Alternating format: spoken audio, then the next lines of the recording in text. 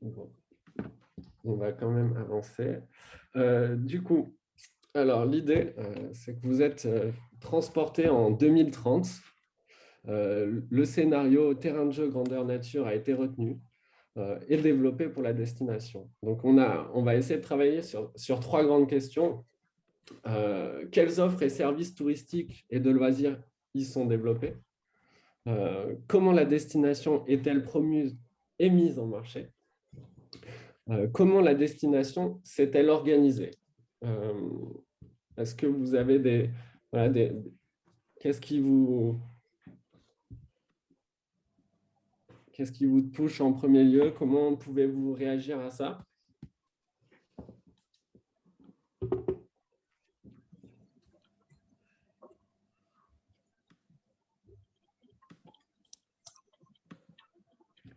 Ok, je me lance. Ouais. Donc, quelles offres et services touristiques de loisirs se sont déployés? Je pense aux différents prestataires d'activités sportives, location de vélo, canoë, randonnée équestre, randonnée pédestre, voile peut-être sur le lac du Salagou, paddle, trail et diverses associations de randonnée.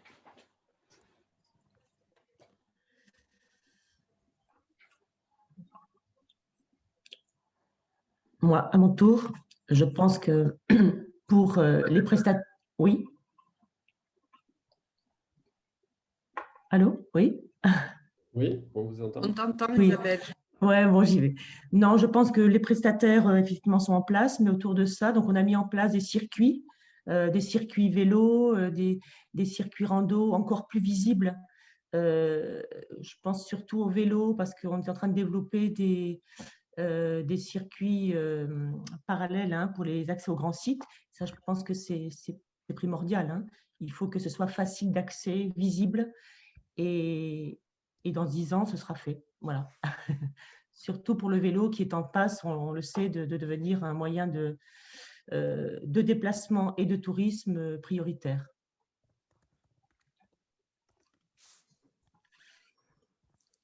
Je veux bien compléter. Oui. Éventuellement. Donc, effectivement, moi, d'ici 2030, l'ensemble de cette offre dont on vient de parler, là, de pleine nature, elle serait structurée et organisée en pôle nature, c'est-à-dire avec une véritable organisation des socioprofessionnels, ce qui a démarré sur le Salagou, mais qui pourrait effectivement être élargi et ou complété par d'autres organisations de pôle nature sur le reste du territoire. Ça veut dire qu'une possibilité, une très grande facilité de réservation pour les clientèles, une visibilité de l'offre au travers effectivement d'espaces dédiés, des professionnels connectés entre eux, donc avec des possibilités de structurer des offres, on va dire, complètes et en lien avec le territoire. Et effectivement, en référence à ce que vient de dire Isabelle, donc on a commencé à travailler sur le concept de escapade nature sans voiture dans les grands sites, et donc voilà, pousser ce concept de façon forte sur l'ensemble du territoire, avec cette idée que voilà, c'est un territoire facilement accessible sans la voiture, où on peut effectivement s'épanouir au travers de diverses activités avec une grande fluidité, de l'amont jusqu'à l'aval, c'est-à-dire du moment où on veut réserver jusqu'au moment où on repart du site. Et où, voilà. Oui. Donc, moi, je vous rejoins complètement. Je pense qu'au niveau de l'hébergement, il y a un gros travail à faire par rapport à tout ce tourisme à vélo. Prévoir donc du transport de bagages d'un point A à un point B, mais prévoir aussi sur ces itinérances douces, donc tout ce qui est réparation de vélo, remplacement de vélo, location de vélo, bien évidemment. Il y a aussi, pour tout ce qui est pédestre, tous des aménagements au niveau de l'hébergement à prévoir parce que on est en manque d'hébergement collectif et du coup, là aujourd'hui, on est obligé de rechercher des, des hébergements individuels et ceux qui randonnent n'ont pas forcément, enfin, n'ont pas forcément envie d'être comment oui, d'être séparés. Voilà, voilà, il y a toute cette pensée sur le voyage pédestre, mais en groupe, qu'on peut imaginer et préparer. Voilà, et à vélo, bien sûr. Et dans les villages aussi, tout ce qui est rural, prévoir pour aller chez les vignerons, pour aller, enfin, c'est tout ce côté nature que l'on a chez nous.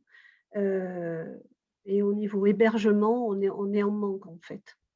Donc, il y a quelque chose à faire à ce niveau-là. Pour rebondir sur ce qui vient d'être dit, moi, je pense qu'il y a un gros travail à faire sur l'offre packagée. Je travaille personnellement au niveau de mes structures avec des tours opérateurs. C'est très bien ficelé, c'est-à-dire que c'est eux qui organisent les différents points de chute des personnes qui ont acheté ces offres. Alors, je ne sais pas si ça peut se faire au niveau local, dans les offices de tourisme, qui peut le prendre en charge, mais c'est vrai que c'est un réel soulagement pour les prestataires.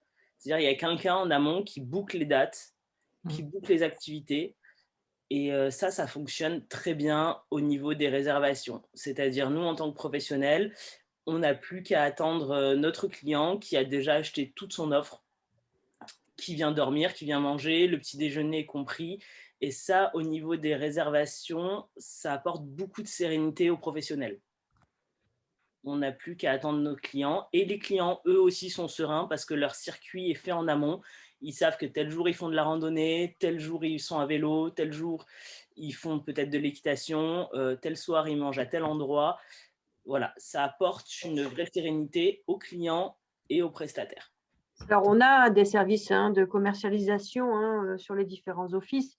En tout cas, dans le Clermontais, on a ça. On a une difficulté de le déployer et on a un retour qui est quand même très mitigé sur l'utilisation. Parce que, moi, pour mon retour donc, c'est vraiment à développer, on est complètement d'accord. Voilà, ça fonctionne. Et parce qu'il nous manque des structures. Oui, mais après, il nous manque des structures, entre autres le collectif, parce qu'on ne peut pas accueillir même des petits groupes, on est très vite limité.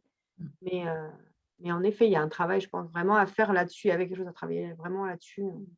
Voilà, ça fonctionne très bien. C'est des rentrées d'argent qui sont sereines pour les prestataires. C'est-à-dire, on ne s'occupe de rien, on n'encaisse rien. Tout est vendu en amont. Et pour le coup, moi, je sais que je travaille avec Safran Tour, des tours de vélo. Ils me bookent une vingtaine de dates dans la saison.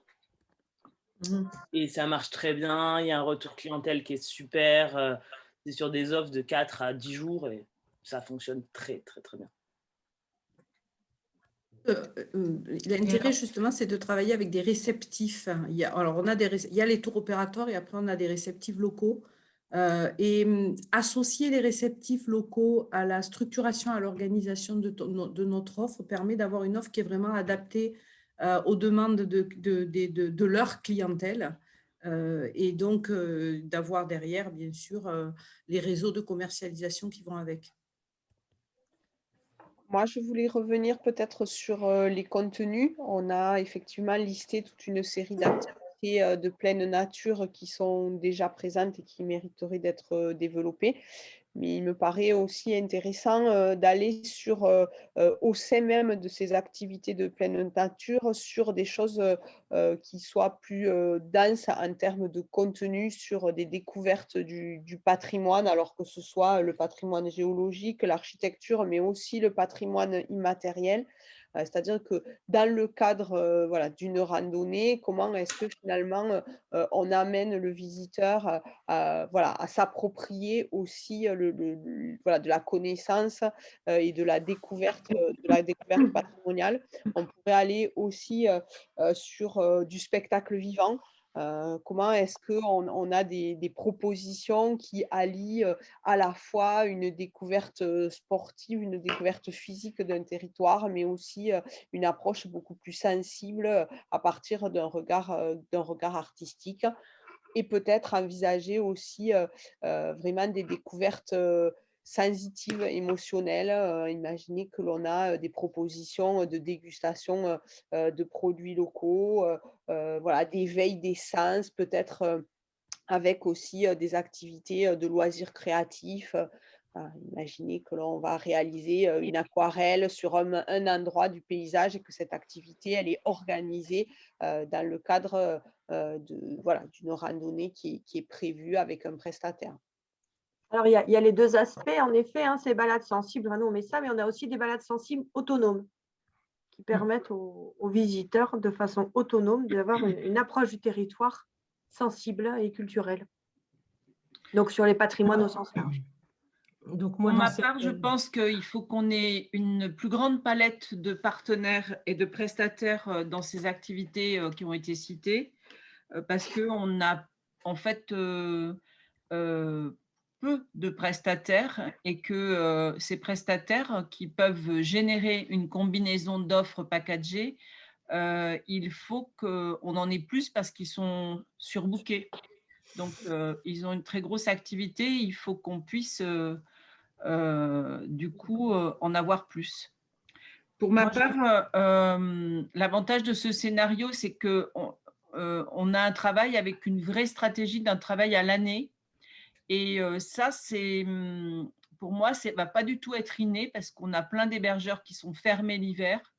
Alors qu'en fait, il y a, à mon avis, des produits à sortir pour toute l'année et parce qu'on est déjà utilisé l'année. Donc, en fait, c'est pas seulement avoir une offre, c'est aussi travailler avec les parties prenantes, prestataires, hébergeurs, restaurateurs, parce qu'il va falloir qu'on rythme les modalités de comment on peut commercialiser sur ce scénario-là. Parce qu'en en fait, j'ai envie de dire, ce scénario, si on le compare à, je sais pas, les Alpes-Maritimes ont un positionnement activité de pleine nature aussi très fort, mais l'avantage qu'on a, c'est qu'on n'est pas très haut en altitude et donc on peut permettre toutes les activités toute l'année, que ce soit de l'équestre, du VTT, etc. Et que du coup, ça, c'est peut-être quelque chose j'ai envie de dire presque, c'est plutôt l'été qu'on ne peut pas faire des activités de pleine nature. Bon, comme on ne cherche pas des touristes supplémentaires l'été, ça tombe pas mal. Mais voilà, mais pour moi, ça veut dire qu'il y a vraiment un travail de construction avec toutes les parties prenantes parce que, voilà, je pense que ce travail avec les hébergeurs, avoir des hébergeurs de qualité aussi, parce qu'on est sur des fois des segments de gens qui sont de CSP++ et qui cherchent de l'hébergement de qualité. Et ce n'est pas que du gîte d'étape, voilà. Donc, il y a vraiment un travail avec les différentes parties prenantes à mobiliser. Et je valide ce que vient de dire Marie-Hélène sur aussi, ces gens-là sont aussi épicuriens, ils sont contemplatifs. Donc, il y a des combinaisons de découvertes à faire et on peut les faire toute l'année. Donc, moi, je dirais en élément très, très fort, c'est structurer des parties prenantes autour d'un projet partagé. Mais parties prenantes, pour moi, c'est prestataire APN, c'est hébergeur, c'est vraiment tout ce qu'on vient de citer pour construire les combinaisons et les produits avec eux. Après, on l'a entendu sur le témoignage de la professionnelle de l'Augustin, là. Nous, des fois, on peut faire des offres, mais il y a des fois des pros qui sont bien plus efficaces que nous pour faire des offres et construire des choses. Donc, je pense qu'il faut faire attention de ne pas se substituer à des gens qui font ça très bien. Donc, il y a peut-être trouver les différentes combinaisons sur l'année entière. Et il faut quand même avoir conscience, en tout cas pour les territoires de PCI, qu'il va aussi falloir réfléchir à comment on a des infrastructures qui vont être à la bonne mesure de nos ambitions. On a entendu le vélo. Ben, est-ce que réellement on pourra circuler en vélo en toute sécurité sur toutes les rues, les routes qui nous permettent d'aller voir des sites, etc. Parce qu'aujourd'hui, on n'a aucune piste cyclable ou presque en Pays Cœur d'Hérault, à part la voie verte qui nous emmène sur le pont du Diable. Et maintenant le lac, côté Clermont, on est en déficit total des infrastructures qui nous permettent d'asseoir ça, voilà, de la même manière que pour aller randonner, où est-ce qu'on se gare parfois, et les parkings sont très petits, on voit beaucoup de gens garés au bord des routes, donc ça ira aussi pendant 10 ans sur l'étoffement des infrastructures qu'on devra porter à différentes échelles. Voilà. Il ne faut pas oublier la question de départ, c'était comment est-ce que vous voyez la situation dans 10 ans. Donc, on part du principe que tout ce que vous dites, on l'aura mis en place pendant ces 10 ans. Oui, mais je crois que c'est pas mal de le redire, oui, pour y arriver, il y a peut-être des petites conditions, quoi. Moi, je voudrais revenir sur le rôle des vignerons en matière de no-tourisme. On est quand même partenaire, enfin, on a un support vignoble et découverte. Et je pense que dans les 10 ans qui viennent, les vignerons vont vraiment développer leurs offres dans le domaine de l'œnotourisme. Et ils ont compris qu'en matière d'hébergement, en matière d'animation, nous sommes des acteurs essentiels. Et pour ce qui est justement de l'hébergement, enfin de l'accueil sur toute l'année, le point fort des vignerons, c'est qu'ils sont là sur leurs exploitations toute l'année. Donc, ils ont vraiment un rôle à jouer dans ce domaine pour la coordination aussi de toutes les activités dont on vient de parler. Parce que nous sommes des acteurs fixes. On est très impliqués dans le développement du territoire. Donc, il faut aussi que dans les 10 ans qui viennent, il y ait un développement des circuits entre caves, parce qu'en fait, on est le maillage du territoire. Il ne faut pas l'oublier. Enfin, la vigne étant partout et les vignerons étant répartis dans tout le territoire, ils sont vraiment le maillage de ces circuits et de ces différentes activités qu'on peut rencontrer tout autour, enfin, tout le long de ce maillage. Et ils sont aussi bien souvent des points d'ancrage pour l'hébergement, pour l'information. Enfin, en tout cas, moi, c'est comme ça que je vois notre rôle d'acteur de nos tourismes. Donc, d'ici 10 ans, je pense qu'il va y avoir une prise en conscience, enfin, une prise de position, et il faut compter sur le tourisme et sur les vignerons.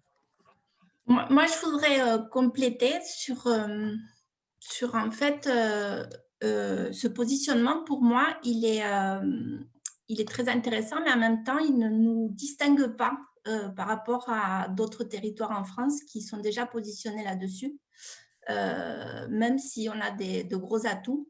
Et deuxième chose que je voulais dire aussi, c'est que qui dit terrain de jeu grandeur nature veut dire aussi que dans 10 ans, peut-être on sera aussi un terrain de jeu pour peut-être des rencontres un peu plus sportives. Je pense notamment où on a déjà eu des demandes sur des X-Trails, sur des choses un petit peu plus professionnelles qui donnent une belle image du territoire, mais qui veut dire aussi qu'il faut qu'il y ait une infrastructure derrière pour accueillir tout ça. Tu as tout à fait raison, Valérie, parce que nous, on le vit sur le Salagou, avec le trail, le triathlon, etc. Et en effet, ça se développe, il y a beaucoup de demandes, beaucoup de besoins. Et sur un terrain, en effet, de jeu, tout à fait raison. Ça donne une belle image parce qu'ils sont très axés sur le développement durable et le respect des territoires, donc ça, c'est sûr. Mais par contre, il faut être conscient que, voilà, par contre, ça accueille aussi la clientèle hors saison. Donc ça, par rapport au développement des ailes de saison, parce que c'est une clientèle qui vient en famille, c'est une clientèle qui dépense, qui reste sur place, qui ne fait pas que passer et qui revient. Et qui est de très bons ambassadeurs. Donc voilà, c'est à savoir. Ouais. Moi, je voudrais compléter effectivement en rebondissant là, sur ce que vient de dire Valérie, que je rejoins assez sur l'idée que ce positionnement le développement de cette offre est extrêmement intéressant et il y a un potentiel énorme et beaucoup de richesse, et en sachant qu'il y a beaucoup de choses à faire, comme le disait Françoise. mais qu'il n'est pas forcément distinctif. Et si on compare avec le territoire d'à côté, qui est le pays au Languedoc et Vignoble, où il y a là un travail aussi de structuration autour des offres de pleine nature, avec un pôle nature qui est déjà bien avancé, on est plus sur un positionnement peut-être plus, comment dire, plus sportif en fait. Et je pense que sur le territoire du Cœur d'Hérault, ça va faire peut-être un mix entre tous les scénarios, mais je vois plutôt les loisirs de nature, parce qu'on a évoqué tout à l'heure que ça pouvait être soit de l'expérience émotion forte avec plutôt le côté sport professionnel qu'on vient d'évoquer là, du slow tourisme et de l'art de vivre. Et je vois plutôt, moi, un développement des offres de pleine nature comme moyen de découverte du territoire. En fait, on l'a évoqué, il faut que ce soit vraiment en lien avec l'ensemble des offres, donc comme vraiment un moyen d'une découverte immersive du territoire qui permet d'aller à la rencontre des autres, de l'onotourisme et des autres offres, avec en parallèle des spots quand même de sport plus pointu et plus professionnel, soit autour de l'événementiel, soit autour de quelques spots d'escalade et du VTT aussi, parce que bon, il y a aussi ces possibilités-là. Donc, je vois plutôt un mix en fait entre tout ça.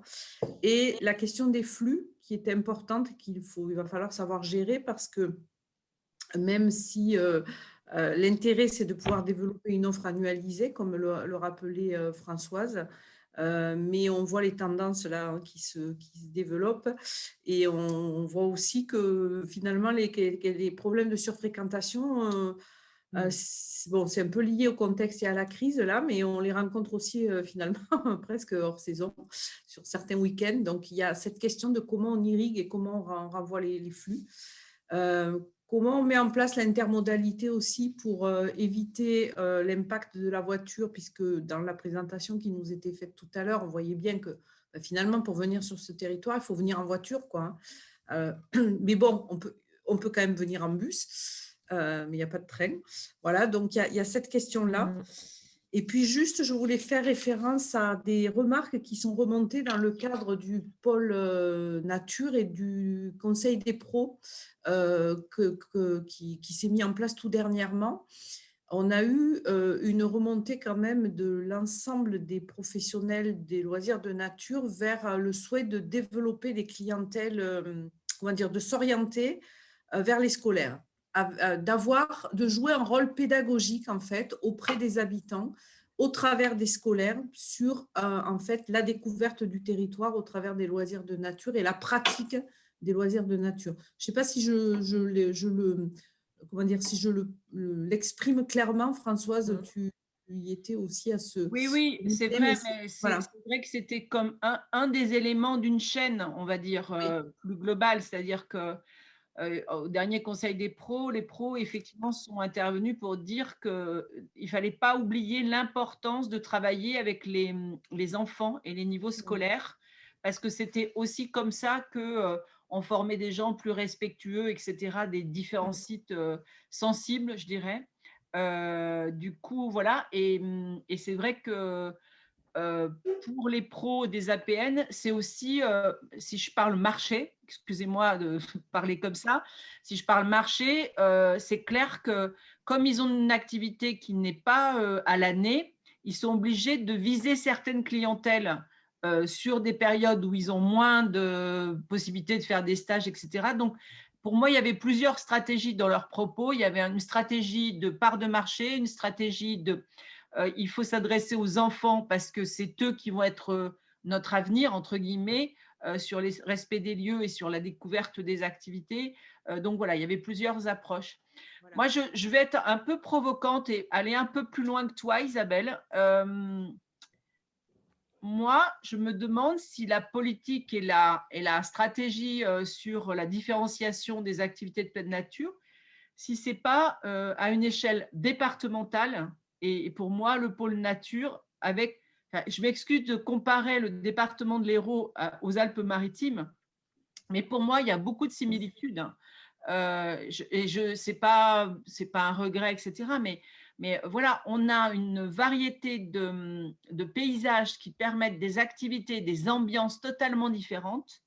Donc, pour moi, utiliser l'accroche grandeur nature, c'est à une échelle départementale qu'il faut aller. Parce que, voilà, on a une ambiance montagne dès qu'on est sur le Caroux, on a une ambiance rivière dès qu'on est sur l'Orbe ou sur l'Hérault. Voilà, et pour moi, ça se travaille à une autre échelle. Et moi, il me semble que nous, Cœur d'Hérault, je suis un peu provocante, hein, nous, Cœur d'Hérault, voilà, certainement qu'on a un bout de cette mosaïque, mais pour moi, la force de frappe, elle est à l'échelle départementale. Voilà. Excusez-moi, je vais devoir couper court pour changer de groupe. Je suis désolé, c'est un peu frustrant de couper comme ça. Mais... Juste pour dire à Françoise, je la rejoins totalement et effectivement, il y a un vrai enjeu, il y a un vrai chantier là-dessus qu'on a déjà engagé, mais il faut aller plus loin. Ouais. Au revoir, Annie Villeneuve. Oui, oui, à tout à l'heure.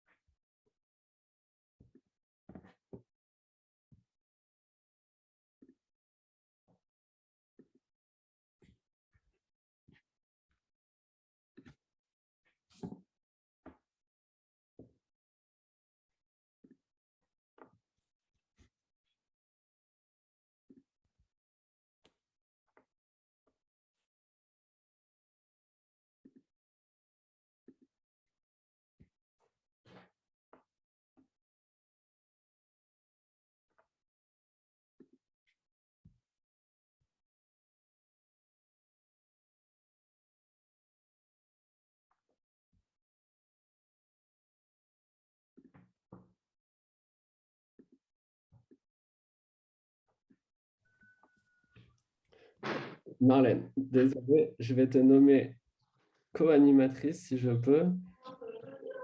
Ouais. Autorisé. Ouais, parce que là, du coup, Ouais. je suis dans ta salle, c'est ça là? Ouais, je vais essayer de te basculer. Normalement, j'ai essayé de te donner les. On fait la pause café en fait. Ah bon? D'accord. Je vais regarder si je peux te mettre en fait dans la salle commune pour te donner les autorisations, parce que là, je ne le trouve pas, honnêtement. Toi, tu es arrivé à t'enregistrer? Ouais. Tiens, je te déplace. Ouais.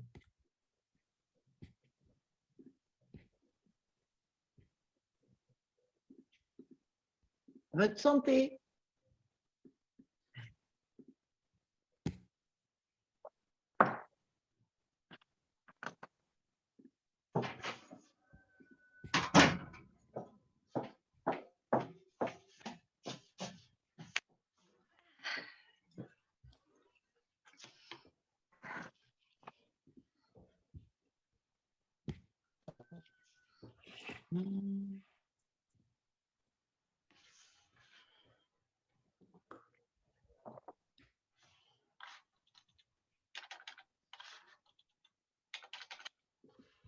Alors, est-ce que Marlène l'a bien mis?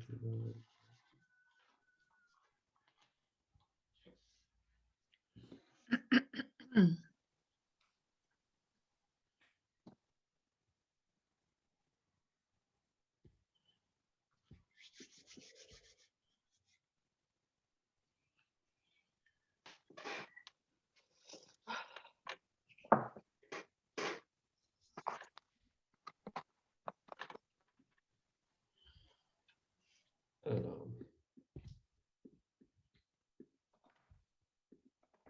Excusez-moi, des petits problèmes techniques avec avec ce Zoom. Je vais partager mon écran.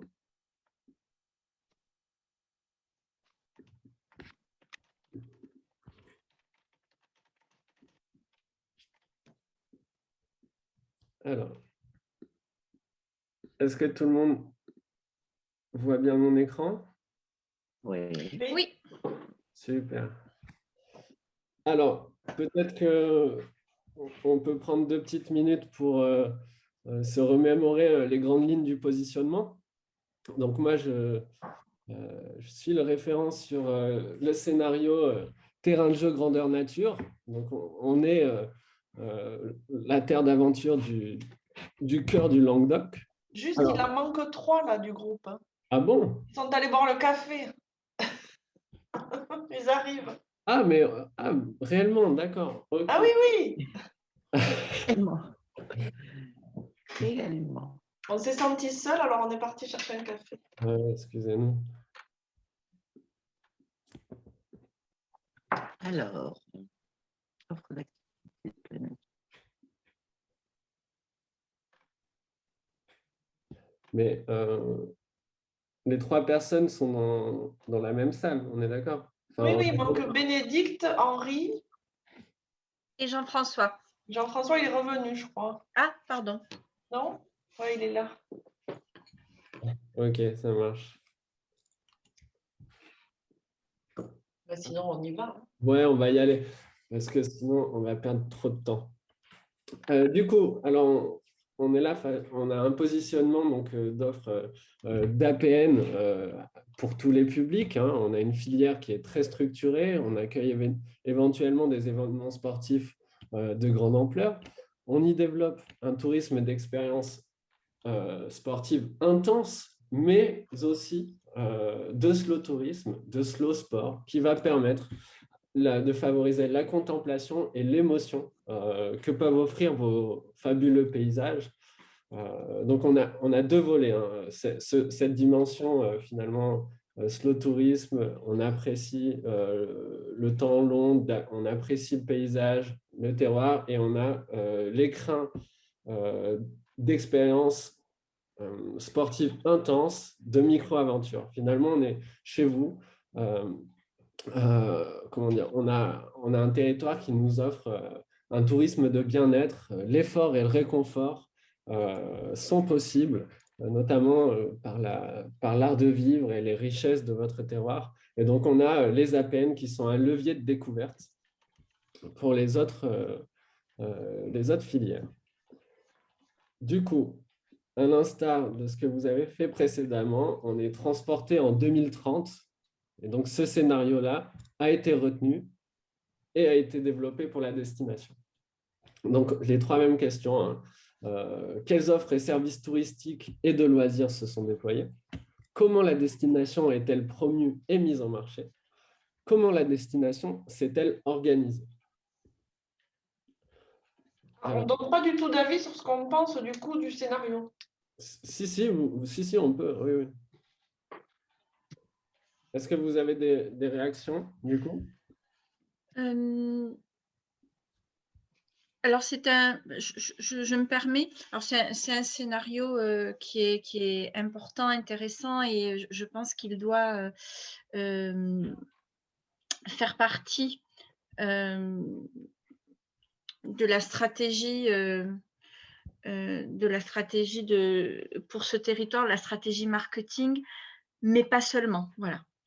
Pour moi, l'idéal serait un scénario hybride entre le scénario 2, l'archipel des grands sites, et cette notion de terrain de jeu et d'activité de pleine nature.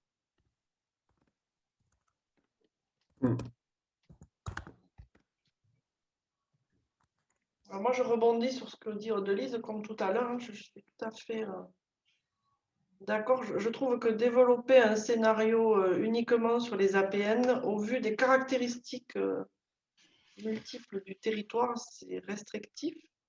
C'est un des éléments, mais ce n'est pas l'élément unique. Et par contre, c'est un élément à développer, à prendre en compte, comme on l'a réfléchi dans le pôle nature du grand site Salagou-Cirque de Morez, vraiment sous l'angle articulation entre l'esprit des lieux du territoire et les pratiques APN. C'est-à-dire qu'accompagner les gens à intégrer vraiment ce qu'est ce territoire dans leurs pratiques APN. Ce n'est pas devenir juste des consommateurs d'espace sans intégrer ce que sont ces espaces dans toute leur diversité et presque leur complexité. Donc, moi, je suis vraiment aussi sur l'idée d'un scénario hybride qui regrouperait, à partir du scénario 2, peut-être des grands sites qui peut regrouper les deux autres scénarios. Ce sont des éléments de territoires plus complexes. Mais c'est des éléments à travailler, puisque la pratique APN se développe énormément, la pression et l'attente par rapport aux APN sur ces territoires est primordiale. Et voilà qu'il faut accompagner avec les prestataires privés et publics pour avoir ces éléments différenciateurs, de ne pas venir faire des APN ici comme on en fait partout ailleurs. Ouais. Je suis d'accord. Je suis complètement d'accord. Oui. Alors, on peut peut-être faire un petit tour de ce qui a été dit dans le groupe précédent. Comme ça, on peut repartir et enrichir de cette base. Donc, effectivement, concernant l'offre, évidemment, on a un ensemble de prestataires qui sont mis à l'honneur avec l'ensemble des activités possibles, hein, du vélo aux activités équestres et nautiques, spéléologiques, etc. On a évidemment des circuits de rando et vélo qui sont visibles et structurés, notamment sur les grands sites de France et qui relient les grands sites entre eux. On a toute la question sur l'intermodalité, excusez-moi, le fait d'offrir des escapades sans voiture finalement, en amont et en aval de la découverte du territoire. On a évidemment un besoin de développer l'offre d'hébergement, notamment adaptée à l'itinérance. On a la nécessité de développer du coup des offres combinées. Alors, on a la vigne et la rando et ainsi de suite. Finalement, c'est développer des offres packagées.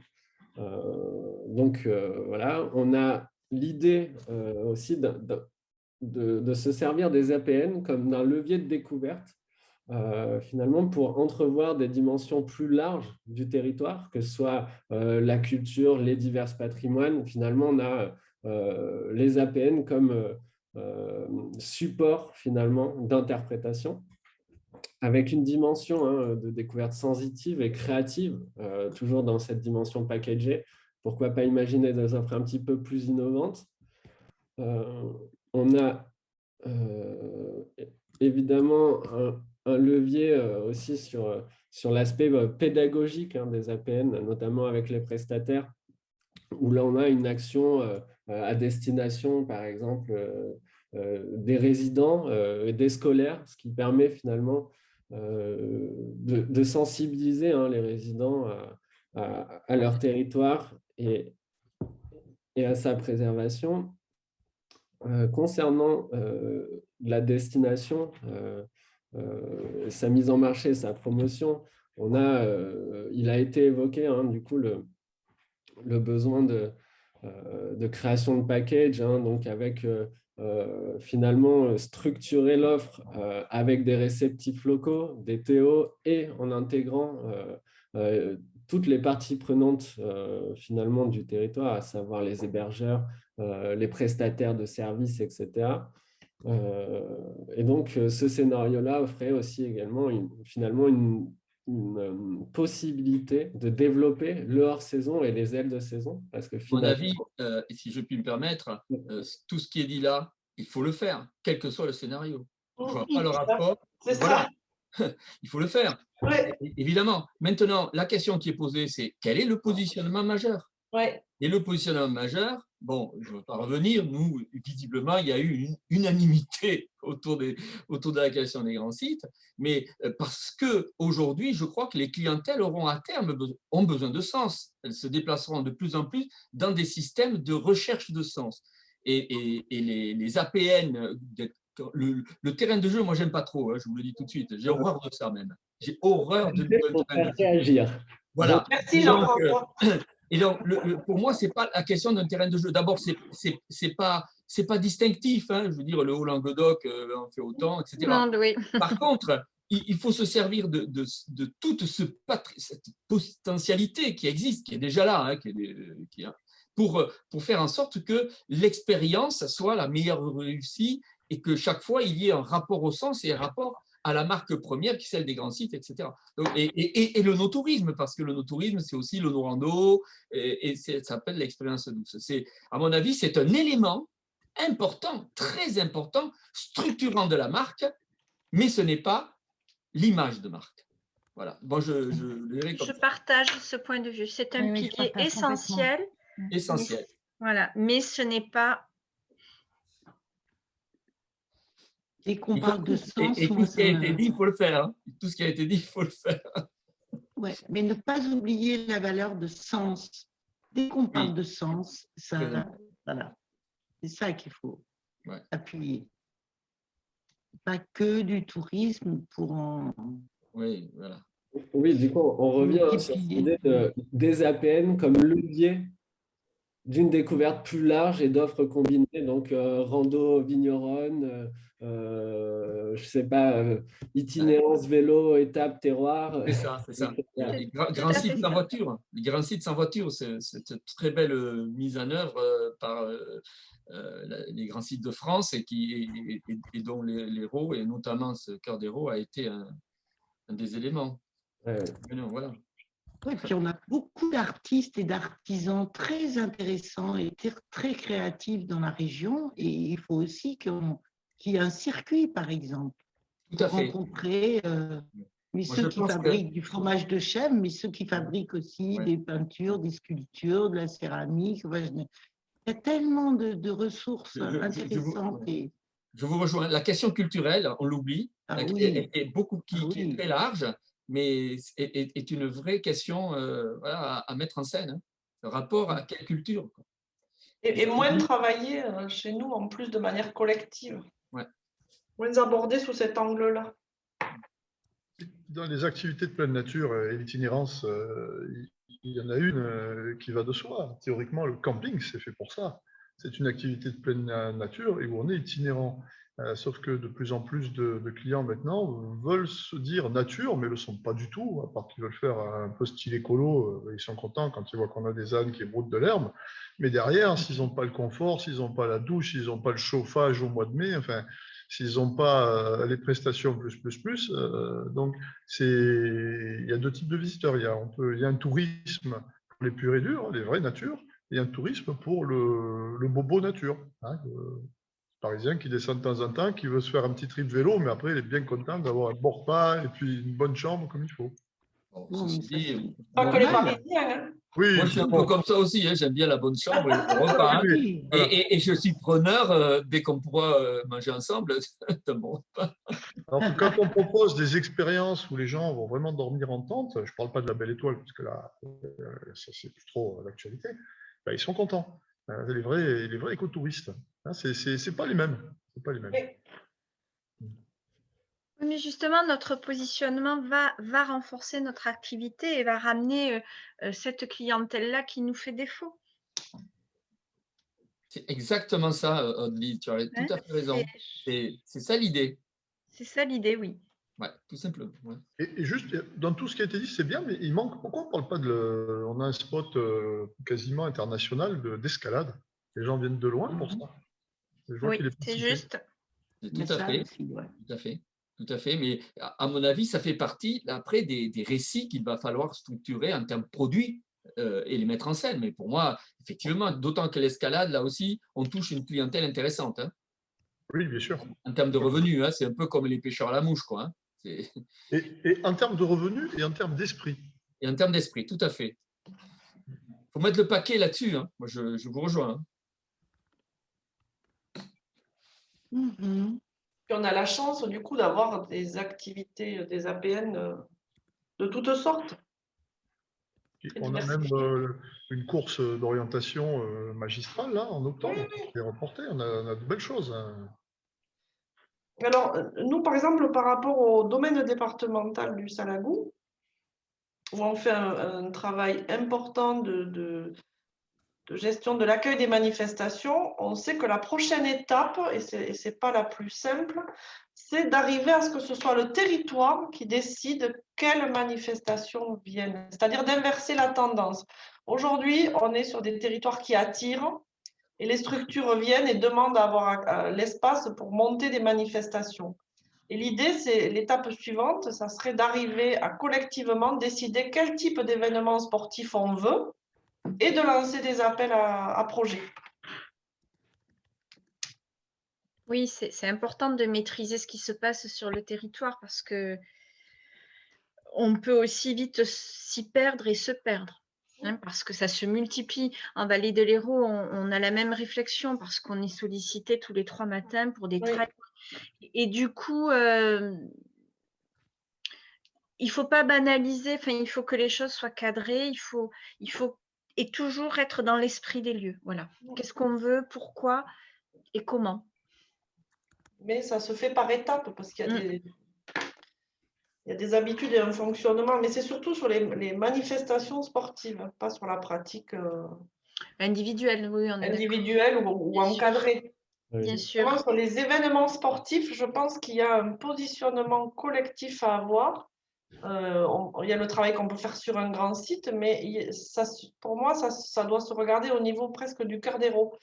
Et il ne faut pas dire, chaque fois qu'un super projet arrive, il ne faut pas s'emballer collectivement et dire super, il faut l'accueillir, quoi. Et c'est un peu le souci, moi, que je ressens sur les APN.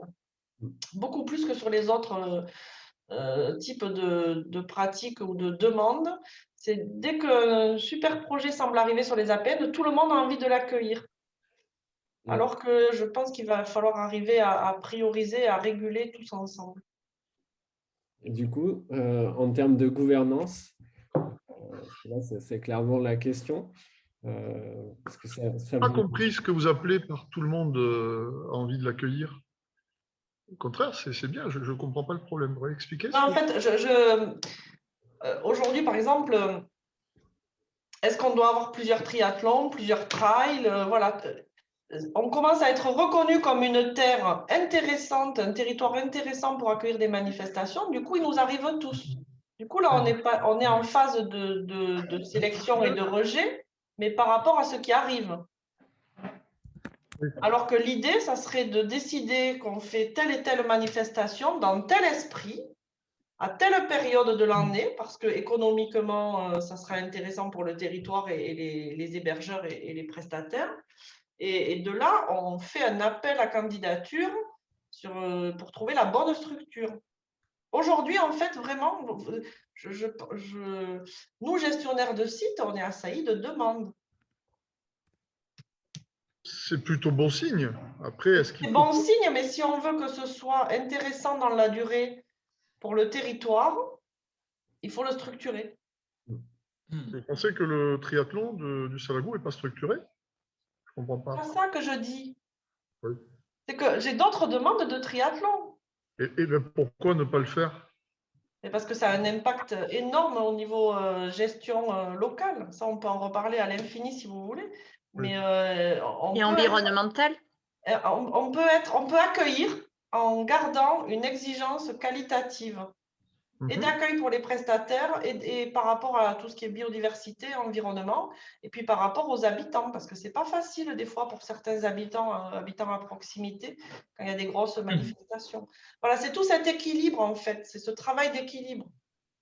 Je voudrais faire une remarque à la fois liée et pas liée, mais le phénomène qui apparaît et qui va certainement impacter énormément nos praxis, c'est le vélo.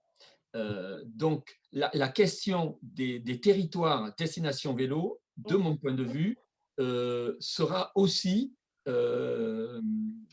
posée à tous ceux qui voudront gagner en qualité et en présence. Voilà.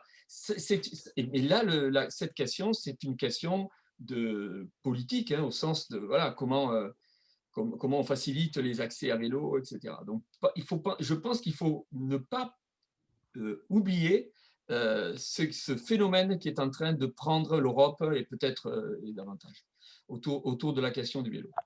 Vélo et marche, Jean-François. Oui, marche, mais le vélo. Pourquoi le vélo? Parce que le vélo permet une expérience différente, beaucoup plus, une expérience partagée parce que l'électrique fait que la grand-mère et le petit-fils peuvent faire la même chose. Et il y a 2 objets qui ont été les plus achetés ces derniers 6 mois ou davantage, hein, vous le savez, ce sont des ordinateurs et des vélos. Donc, il se passe quelque chose. Ça suppose des aménagements. Ça suppose des aménagements. Oui, c'est ça. Ça suppose des aménagements. Ça suppose aussi de penser le territoire autour de ça, parce que c'est un enjeu de demain. Regardez Montpellier, la ville, et ça va craquer, etc., mais elle va devenir, qui veut se faire durable, et qui pose le vélo comme étant un élément structurant des nouvelles mobilités. De mon point de vue, un territoire qui passerait à côté de la question du vélo aujourd'hui opérerait son futur. On est d'accord avec vous. Je vais vous laisser, je vous rejoindrai plus tard. À bientôt. Voilà, donc je pense que c'est très important. Vous voyez, ça n'a rien à voir avec on est grand site ou pas grand site, on se positionne comme ça ou comme ça. Mais c'est une question qui me semble doit être centrale dans la réflexion qui va être la vôtre. Oui, c'est l'aménagement du territoire et je suis bien d'accord, c'est essentiel. Pour information, sachez que le PEM, le pôle d'échange multimodal, est en cours. Il démarre, il sera installé à Gignac avec une maison du tourisme et des mobilités. Le bus à haut niveau de fréquence, hein, je sais, on ne l'appelle pas comme ça, mais c'est pour très vite aussi. Et donc, le Gignac et le Cœur d'Hérault va être connecté à la métropole. Et cette maison de la mobilité va proposer de la location de vélos. Voilà. Mais faut-il encore qu'il y ait les pistes cyclables, que les choses soient pensées et organisées pour que les gens ils arrivent à l'aéroport ou en train à Montpellier et puis très rapidement, ils sont en Pays Cœur d'Hérault. Voilà, avec notamment le vélo qui peut et là, on est dans quelque chose, une dimension, on ne l'a pas vraiment évoqué, mais à mon avis, il n'y aura aussi de tourisme qui se développera que si les habitants permanents en bénéficient et que ce développement fasse gagner leur qualité de vie et leur qualité et leurs relations. Voilà, pour moi, c'est une dimension importante. Je partage ce point de vue-là et c'est vrai que pour revenir sur le pôle d'échange multimodal, il est en priorité à destination des habitants du territoire. C'est bien. C'est très bien. Souvent, il faut faire ça. Tu t'occupes bien de tes habitants de territoire et tu crées aussi de la désirabilité pour les autres. Hein. Regardez comment se développe le tourisme au Danemark, comment il se développe dans certains pays. Hein, vous vous occupez des habitants et vous créez de la qualité pour l'accueil. Alors, est-ce que je peux aborder juste un autre sujet? C'est peut-être le fait que je ne suis pas très sportive et qu'on parle essentiellement de sport, n'empêche que j'héberge des personnes qui sont sportives et c'est avec grand plaisir. Sauf qu'on oublie tout à fait les festivals de musique, de théâtre, de poésie et tout ça. Pourquoi on n'en parle pas? Moi, je suis très culture. Le scénario 3, en fait. Scénario 3, oui. Ok, bon, ça marche. On va être basculé après dans le scénario 3. D'accord, dont on pourra parler de ça. Mais vous avez 1000 fois raison. L'articulation est importante. Vous avez 1000 fois raison. La question culturelle, oui, bien sûr. Et c'est pour ça qu'avec Odolise, on disait que en fait, il ne faut pas privilégier les APN ou la culture. C'est toute cette offre, cette diversité que le Cœur d'Hérault peut offrir et qu'il faut structurer. Ouais, là, en ce moment, moi, j'héberge pendant 3 semaines une troupe de théâtre qui est en résidence avec le Sillon et qui est hébergée chez moi. Donc, ça existe aussi. Vous êtes où, à Clermont, là? Je suis à Salasque, à côté d'Octon. C'est très riche, Octon, en matière culturelle. Et Salasque devient un peu pour nous une plateforme sur l'artisanat aussi. Oui, et puis on va en parler dans le scénario 3, mais c'est... Il y a plein de nouveaux arrivants qui sont photographes, qui sont danseurs, qui sont... Enfin, il y a plein de nouveaux arrivants, et puis la permaculture, etc. Non, il y a plein de choses. Oui. Et du coup, mais la culture, n'oublions jamais ça. Lier ces dimensions culturelles, parce que là, c'est vraiment l'objet du scénario, on pousse à fond et après, on arrivera sûrement à quelque chose qui s'entremêle entre différents scénarios. Mais comment pouvez-vous imaginer, du coup, ce lien, cette interaction entre les APL et la culture? C'est-à-dire, je ne sais pas si on a une représentation de théâtre, comment inclure cette offre-là au sein d'itinérance ou en termes finalement de service, parce que quand on parle d'itinérance vélo, Là, on a toujours besoin d'espaces sécurisés pour poser son vélo qui vaut 1 500 €. Comment pouvez-vous imaginer voilà, ces complémentarités, finalement, assembler ces briques-là? Vous avez tout à fait raison. C'est pour ça qu'on revient à ce que disait Odile, c'est-à-dire qu'il y a vraiment une question d'investissement, hein, si on veut mailler tout ça. Mais la culture, n'oublions pas, c'est beaucoup plus large que simplement un concert de jazz. Il faut des concerts de jazz, mais ça, c'est de l'animation culturelle, vous voyez. Donc, il y a l'animation culturelle et puis il y a la culture. La culture, c'est Saint-Guillain, c'est de la culture. Et même, je dirais, le Grand Cid Navacelle, il y a de la culture, puisqu'on est dans l'agro-pastoralisme. Donc, la culture, encore une fois, ça fait partie de l'enchantement du territoire. Mais les modes de déplacement doux et l'accès à ces expériences de façon douce, là aussi, c'est un positionnement qu'il s'agit clairement de déterminer très en amont. Mais la question, effectivement, est posée, notamment sur la sécurisation, faire en sorte qu'on n'ait pas peur d'aller avec ses gosses faire du vélo à tel ou tel endroit parce que, voilà, etc. Donc, il y a tout ça à mettre en œuvre. Mais c'est un projet à 5 ans, 10 ans. Certainement, non? Je ne sais pas. 3 ans au mieux, mais à mon avis, c'est un long projet. Et c'est aussi un travail de sensibilisation des partenaires, notamment hébergeurs. Il y a aujourd'hui des labels qui existent pour accueillir les vélos. Il y a bien d'autres labels. Mais je crois aussi, c'est ça, c'est sensibiliser, professionnaliser, accompagner les hébergeurs vers des labels qui sont en adéquation avec la stratégie du territoire. Regardez, Oui, il vient de serait-ce que... En tant qu'hébergeur, on est un peu perdu. Hein. Ouais. C'est ça. Oui, je comprends. Mais regardez par rapport à certaines, les gens qui sont pas en avance, il y a 10 ans, certains campings du littoral proposaient à la location du chalet, en même temps, c'était compris, il y avait 2 vélos devant le chalet. Je parle d'il y a 5 ans, 6 ans. Ce que je veux dire, c'est que peut-être, oui, demain, certains hébergeurs auront les vélos qui sont associés au produit. Avec le roadbook pour construire l'expérience avec eux et la micro-expérience. Il y a toute une réflexion à avoir ensemble là-dessus.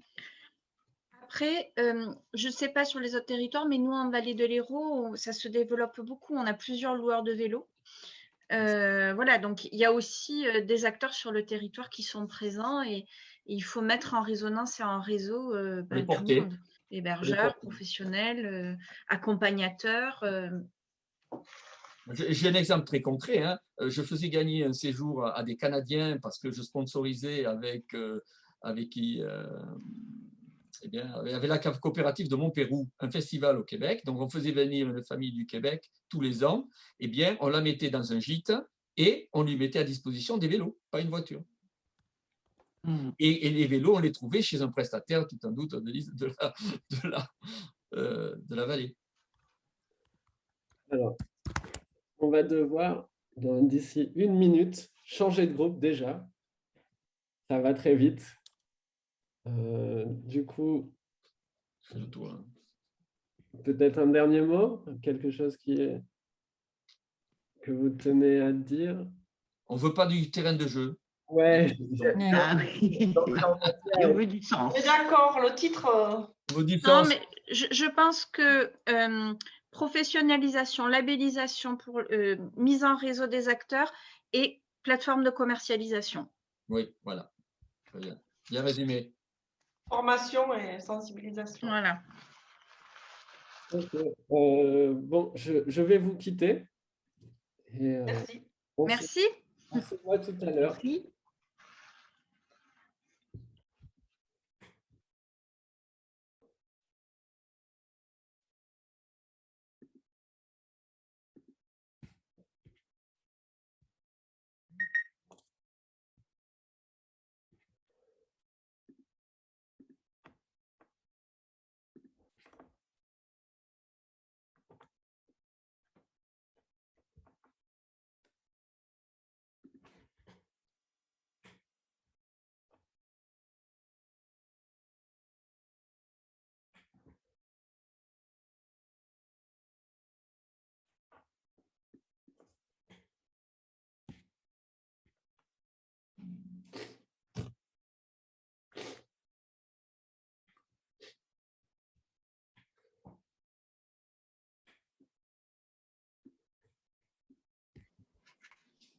Ah ben voilà.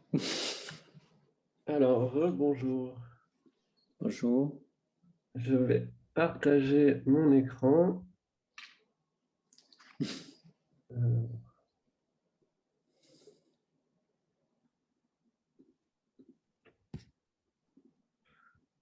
Hop là. C'est bon, vous le voyez bien? Oui. Oui. Alors, peut-être un petit moment de recontextualisation sur les grandes lignes du positionnement. Donc, dans ce scénario, on est le terrain de jeu de grandeur nature, hein, au cœur du Languedoc. Donc, on offre une grande diversité d'activités de pleine nature adaptées à tous les publics. La filière est structurée. On a des événements sportifs de grande ampleur. On a un territoire qui offre des expériences sportives intenses, que ce soit de l'escalade, de la spéléo, du parapente, etc. Donc des émotions fortes. Mais on a aussi son pendant, donc une offre développée de slow tourisme, de slow sport, qui favorise du coup la contemplation et l'émotion. Donc d'une part, on a ces paysages écrins d'activités intenses, et d'une autre part, ces paysages écrins finalement de support de contemplation et d'émotion. Donc, on y favorise des expériences et des micro-aventures. Et en plus, on a un territoire qui mise sur le bien-être, c'est-à-dire qu'on va lier ces APN, ces activités, à l'art de vivre, et donc on aura l'effort et le réconfort au sein de ce territoire. Est-ce que vous voulez réagir sur ce positionnement?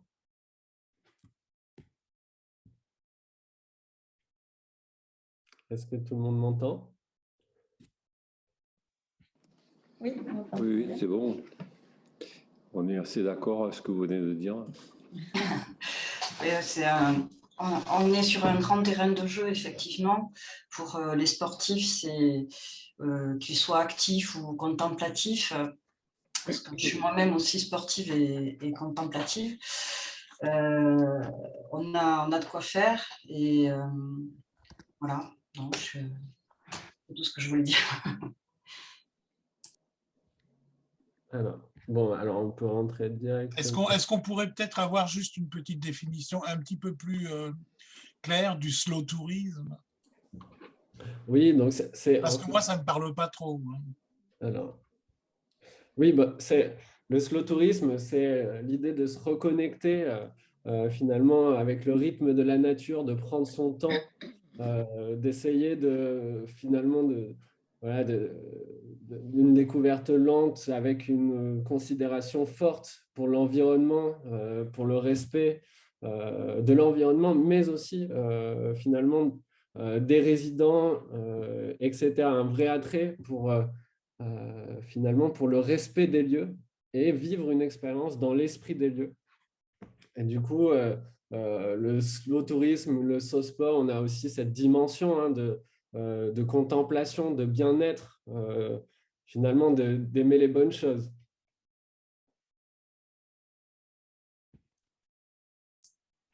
Je pense que beaucoup de personnes, en fait, sans le savoir, pratiquent cette forme d'activité, en fait. Voilà. C'est juste qu'on met un nom dessus, on le fait beaucoup, en fait, je pense. Moi, je pense que ça s'intègre de toute façon dans le débat général d'aujourd'hui. Je pense que la question primordiale, c'est quand même le grand site, je pense, qui est important, qui est une chose qui devient presque une évidence, une nécessité. Et je pense que cette partie-là, ce scénario 1, forcément l'intègre de toute façon, comme le scénario 3 finalement. Non? Oui, justement, ces grands sites permettent, sont l'écrin d'émotions, d'expériences intenses, d'expériences contemplatives et sportives. Excusez-moi, je me perds.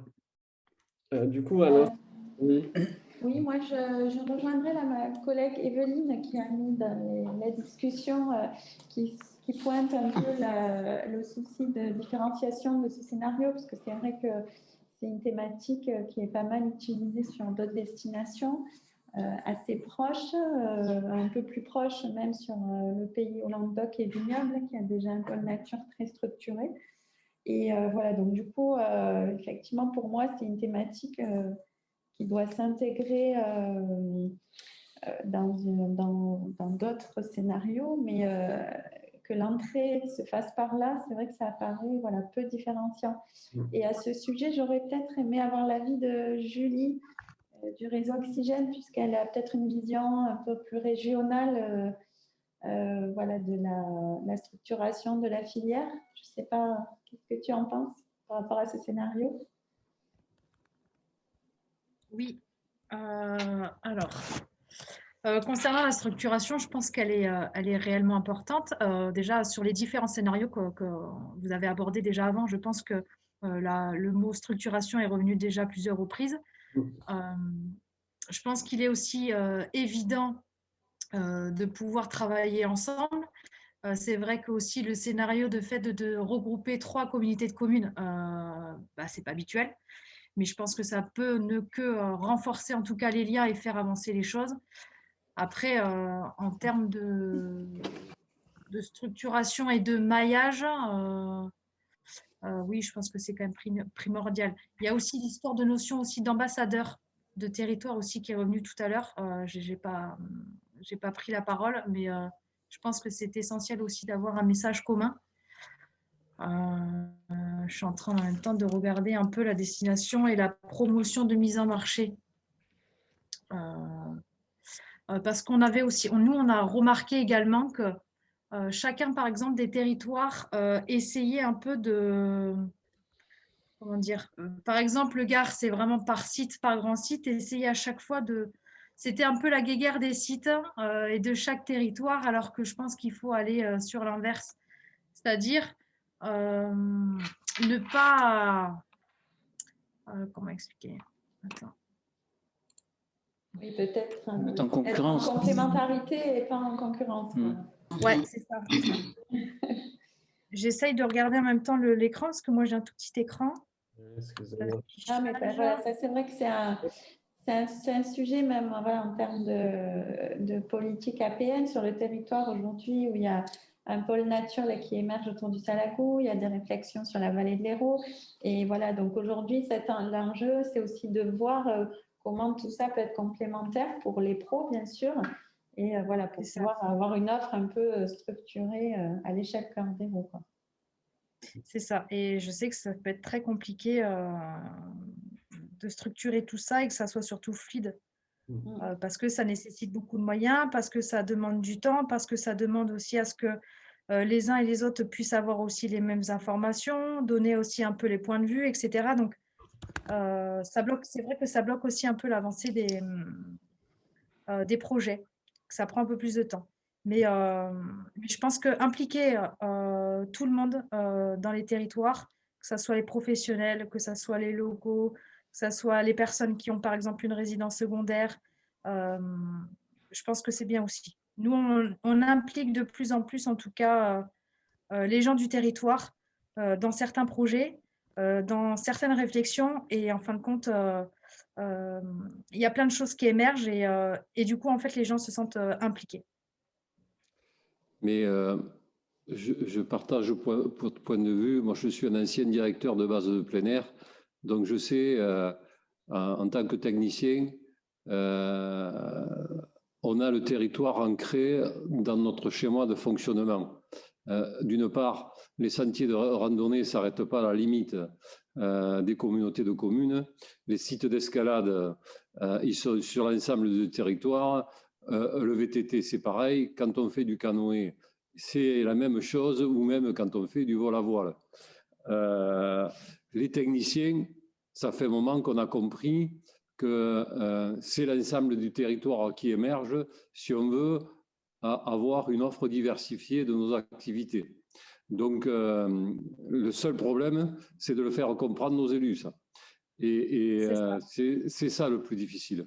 Donc, bien entendu que les APN sont un élément essentiel de notre territoire, mais ce n'est pas le seul. Comme on a parlé tout à l'heure de la culture, c'est un ensemble de cartes qu'il faut jouer et bien jouer pour effectivement sensibiliser au mieux les touristes à venir sur notre territoire.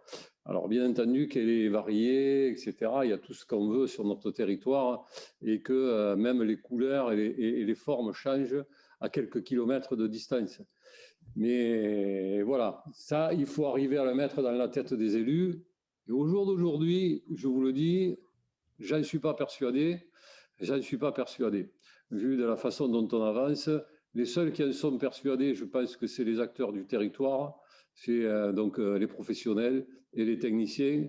Pour nous, voilà, on a du mal. Donc voilà, j'espère que les éléments qui vont ressortir de cette journée seront déterminants et vont enclencher un déclic qui va faire en sorte qu'on va y arriver.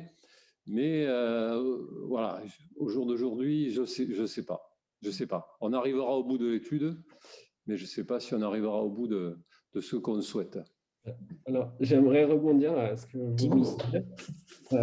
Bon, vous n'êtes pas le seul, évidemment, à réagir sur le parti pris du positionnement qui est trop à peine et qui omet la culture. Donc, c'était l'objet de faire des scénarios contrastés pour apporter un petit peu de grain à moudre et faire réagir. Pour intégrer ces autres dimensions du territoire, dans ce scénario, comment pouvez-vous imaginer finalement les APN comme levier de découverte finalement sur l'ensemble des dimensions du territoire, sur son ADN? Je pense que notre territoire, il a le panel de toutes les activités de pleine nature. Le seul point sur lequel on est un peu faible, c'est peut-être la voile. Et encore, il y en a un petit peu au Salagou. Il y en a au Salagou ou la plongée. Après, toutes les activités de pleine nature, on peut les trouver sur notre territoire. Il y a tout. Toutes les activités, et je vous le dis, j'en sais quelque chose, puisque j'étais directeur de centre d'activités de pleine nature. Donc, je les ai pratiquées sur ce territoire et je sais qu'elles sont variées. Donc, on a effectivement tous les éléments pour séduire d'éventuels sportifs dans les domaines les plus... Voilà. Alors après, comment arriver à le faire, le mettre en place, voilà, c'est... On les a. Je pense que déjà, la situation de l'année dernière, depuis la Covid, je pense qu'il y a déjà des gens qui ont un peu découvert l'arrière-pays. Donc déjà, on dit le Sud, on n'est plus sur du Montpellier, parce que Montpellier, c'est la ville, c'est le point de référence, etc. Sauf qu'il n'y a pas que Montpellier. Et je sais que c'est un peu aussi des freins des villages et des alentours et de l'arrière-pays, un peu d'arrêter d'être dans l'ombre de Montpellier, et qu'eux aussi ont tout à fait le droit d'exister. Et là, on a vu donc avec la situation et la crise sanitaire qu'on est encore en plein dedans, c'est que les gens, en fait, ont commencé à regarder un peu ce qui se passe autour de chez eux et qu'ils ont découvert certaines choses, même les locaux. On a même encore eu aussi des gens qui venaient d'autres régions, parce que jusqu'à maintenant, on pouvait encore se déplacer, et qui ont aussi envie et cette volonté de découvrir autre chose. Je pense qu'il faut essayer peut-être justement de prendre de cette force et pouvoir continuer à communiquer là-dessus. Le bouche à oreille se fait déjà petit à petit. On a quand même quelques retombées, on a quand même quelques chiffres qui démontrent qu'on a eu aussi de la fréquentation. Cet été, il y a eu aussi la fréquentation, une fréquentation exceptionnelle, plus que limite sur le littoral, alors que d'habitude, c'est l'inverse. Donc, je pense qu'on commence un peu à nous connaître, en tout cas sur l'arrière-pays ou d'autres autres que Montpellier ou Nîmes, par exemple. Donc, il faut continuer, je pense, à à communiquer là-dessus, à valoriser l'offre, la diversité de l'offre que monsieur a expliqué. On a les paysages, on a le panel, on a plus de 25 activités à proposer. À côté de ça, nous aussi, on a mis en place les pros qui travaillent aussi avec les vignobles parce que maintenant, il y a l'onotourisme, donc ça s'imbrique. On est aussi sur une démarche et là, on voit aussi que de plus en plus d'institutionnels aussi va sur cette démarche de éco-responsabilité. On est sur la bonne voie, on a le super bon fil conducteur, sauf qu'il ne faut pas baisser les bras et continuer en fait à communiquer correctement et avoir le même message commun. Je pense aussi que dans l'éco-responsabilité, il faut inclure l'information et l'éducation sur le respect de l'environnement, parce que les publics qui nous rendent visite ont besoin d'être éduqués. Et je pense que c'est aussi par là que ça passera, parce que voilà, c'est quelque chose qui est important quand on doit nettoyer des sites. Après,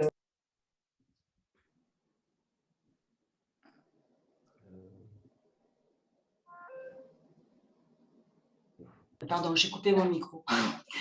Nettoyer des sites après le passage des touristes, je trouve ça désœuvrant et je pense qu'il faut vraiment inclure l'éducation et l'information. L'éco-responsabilité sont aussi des messages forts qu'il faut faire passer au niveau des fréquentations des grands sites. Il y a un cabinet là qui travaille sur le sujet aussi avec les professionnels où on est justement dans une démarche de sensibilisation et on va mettre en place en fait des moyens de communication. Donc, si après vous voulez que je vous en fasse part, je le ferai, il n'y a pas de souci pour que ça soit commun, mais je pense que le département de toute façon va communiquer là-dessus. Mais c'est dans les projets, donc c'est ça qui est rassurant aussi. D'accord.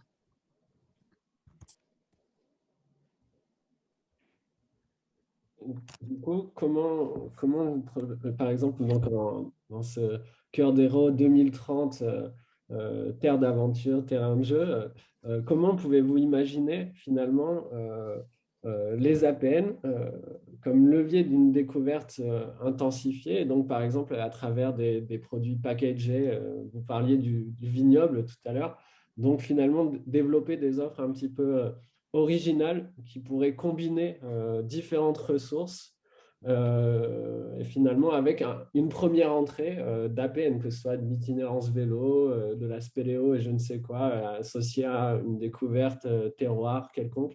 Comment pouvez-vous vous projeter à travers ces dimensions? Je pense que c'est de travailler déjà ensemble et arrêter de travailler chacun dans son coin et de proposer que son activité. Je pense que tout seul, c'est compliqué maintenant d'avancer. Par exemple, nous, dans le réseau, on n'a pas de... Il n'y a pas de... Par exemple, on a plusieurs professionnels de canoë, on a plusieurs professionnels de kite, etc. Mais on n'est pas dans une notion de concurrence. Et petit à petit, ça, en fait, ça s'est démontré parce que, bon, après, on ne propose pas non plus de la communication, on n'a pas non plus forcément de commercialisation, donc il n'y a pas vraiment cette concurrence qui rentre en jeu, mais je pense que les gens, petit à petit, comprennent qu'il faut que ça soit du service, qu'on puisse proposer un panel de services aux clients, qu'on puisse pouvoir aussi les fidéliser. Et comment? C'est par de la recommandation, c'est par du contact un peu plus humain, c'est passé par du partage, par de l'expérience. Et ça, c'est vraiment des choses aussi qu'on met petit à petit en avant. Mais la concurrence, en tout cas, ne fait pas partie, je pense, du futur pour les enjeux et des APN, quoi. Après, concernant les activités... on n'est pas du tout dans cette...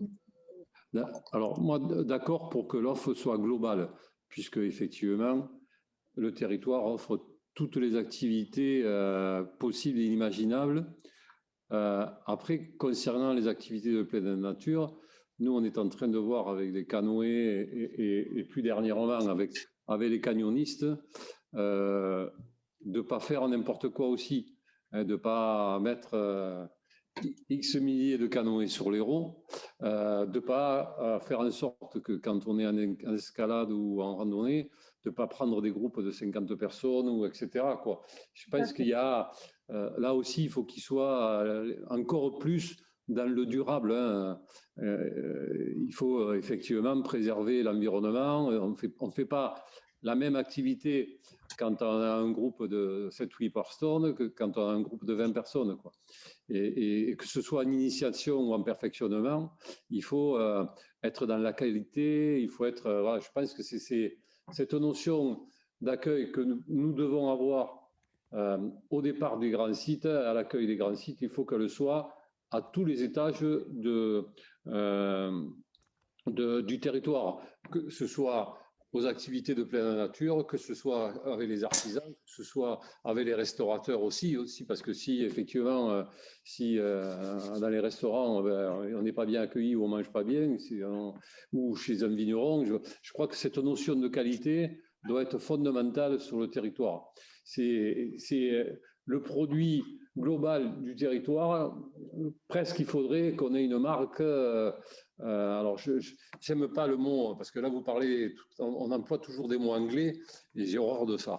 Donc, une marque fait dans le territoire, comme on dit maintenant, made in je sais pas, Cœur d'Hérault. Il faudrait qu'on ait cette marque et qu'on labellise effectivement tout ce qui travaille avec le grand site ou dans le grand site qui soit labellisé comme ça. Je pense que il faut qu'on ait cette labellisation à tous les étages et à tous les niveaux de notre territoire. C'est aussi l'élément essentiel pour qu'effectivement on soit aussi reconnu. Une charte. Voilà, peut-être une charte, ouais. Après, moi, je voulais revenir aussi sur la question des événements sportifs. C'est vrai qu'on n'en a pas encore parlé. Alors, ça peut être une porte d'entrée sur l'offre, parce que c'est vrai qu'on a beaucoup d'événements sportifs en Cœur d'Hérault, notamment autour des grands sites. Mais ça pose question aussi en termes de tourisme durable, justement. Donc voilà, c'est un questionnement que je vous pose. Est-ce que ces événements sportifs aujourd'hui, c'est un atout? Est-ce qu'il faut les freiner, les encadrer? Voilà, en 2030, par exemple, comment on peut se projeter par rapport à ça? Est-ce que c'est une porte d'entrée? Alors, ce qui a été évoqué à ce sujet avec le groupe précédent, c'est effectivement qu'aujourd'hui, chacun accueille des événements divers, mais qu'il y avait un réel besoin finalement d'adopter une position commune à l'échelle du pays Cœur d'Hérault et finalement être en position de choisir, de définir et de maîtriser les événements sportifs du territoire, que ce soit en termes de jauge et capacité d'accueil sur les sites, mais aussi en termes de ce que peuvent représenter tel et tel événement en termes d'image, par exemple.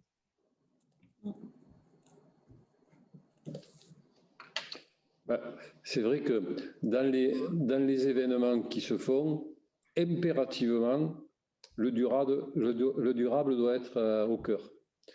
Justement, dans le cadre des événements, on a l'occasion de toucher plus particulièrement les gens qui viennent, puisque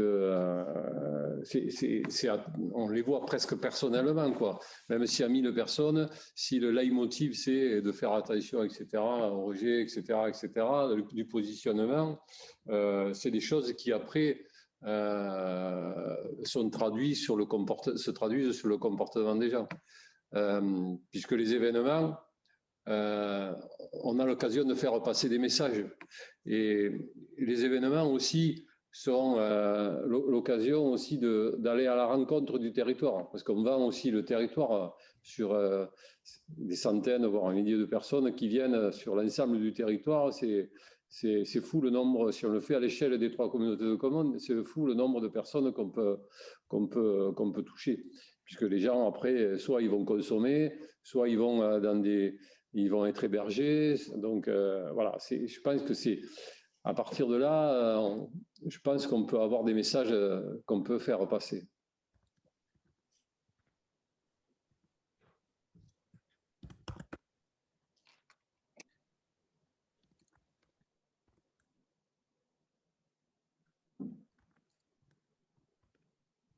Un an, je passe.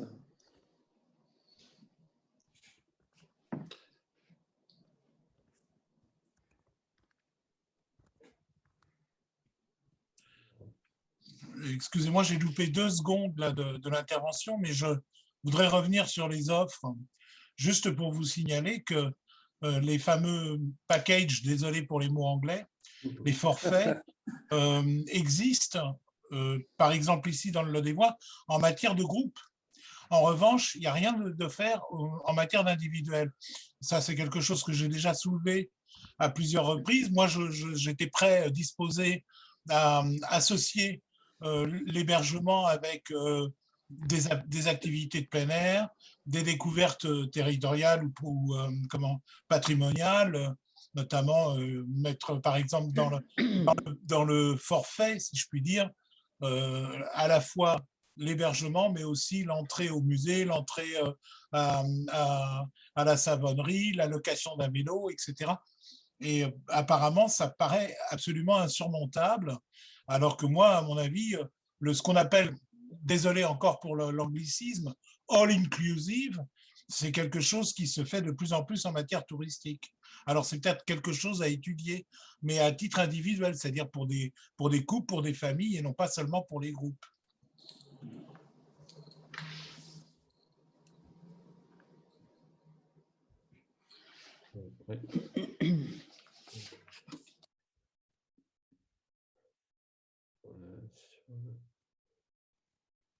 Du coup, juste pour en revenir sur la question de la gouvernance, comment imaginez-vous finalement, excusez-moi, comment imaginez-vous du coup la structuration de cette filière APN?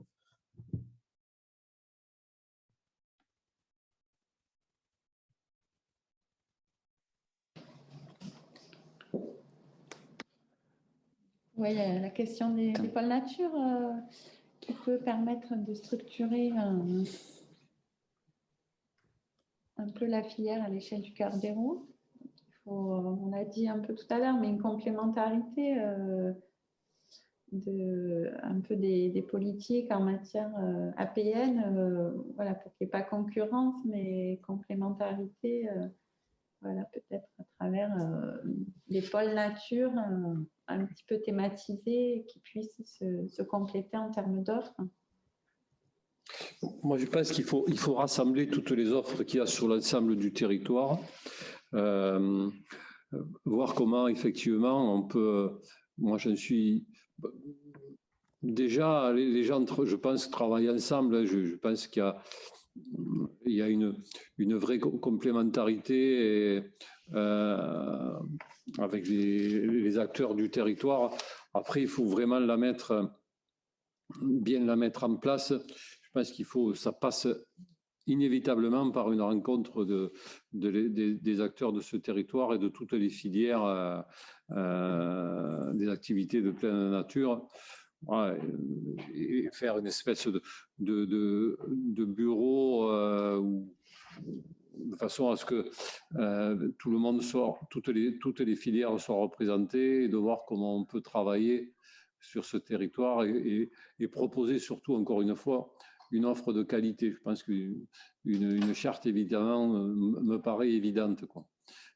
Et voir aussi comment on peut, parce que là, les activités de pleine nature, pour le coup, c'est quelque chose qui peut être travaillé sur l'ensemble du temps. On peut marcher en toute saison, on peut faire du VTT presque en toute saison, du canoë, c'est un petit peu un problème, mais voilà, je pense que on peut, sur l'ensemble du territoire, et ça peut profiter à l'ensemble du territoire si on arrive à proposer une offre annuelle, ça peut profiter à la fois, bien sûr, aux acteurs d'activités de pleine nature, ça peut profiter aux gens qui offrent de l'hébergement, ça peut profiter aux restaurateurs, ça peut profiter aux vignerons dans le cadre de l'œnotourisme. Enfin, je pense que pour le coup, c'est vraiment un élément important de notre territoire. Ok, alors il va être temps de nous rebasculer du coup en salle principale